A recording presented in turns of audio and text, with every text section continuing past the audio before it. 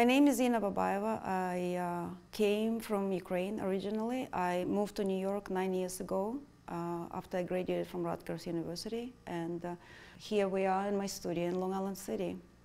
So right now in the studio I have two simultaneously happening body of work. One, it was a expandable foam, and there was another one more minimal, kind with the wooden frames and plexiglass. I always have been drawn to aesthetics of like industrial aesthetics. I mean, when I see the new construction crane or something, like, oh, it's a beautiful shape, it's a beautiful form. You walk into the hardware store and you also see unusual forms, which are, of course, functional, but there is two ways of seeing it. The way what you can use it to make something, and you can use to make something like a piece of sculpture.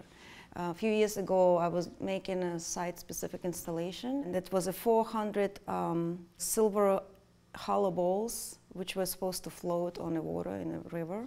So I found the foam, and I filled up this 400 balls with the foam just a little bit. So a few balls kind of were messed up, and the foam expanded in such a beautiful forms that I thought, well, that's kind of a material I can make something out.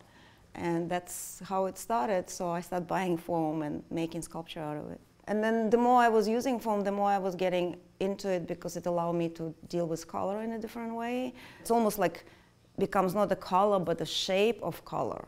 I guess sometimes I work with the objects I accumulate. The rocks, for example, I'm just obsessed with going on a beach and looking for rocks with holes. Totally opposite qualities of the crystals. I mean, I think crystals kind of like cheesy thing, but I like, but they're beautiful, disregarding. So I thought, well, can I pull it off? Can I take like a cheesy object and actually make it cool? So, you know, it's like a little challenging task. So when I'm in the studio, I do one piece or two pieces of foam, and I make some wooden pieces at the same time, while foam is, you know, taking its time to form and harden.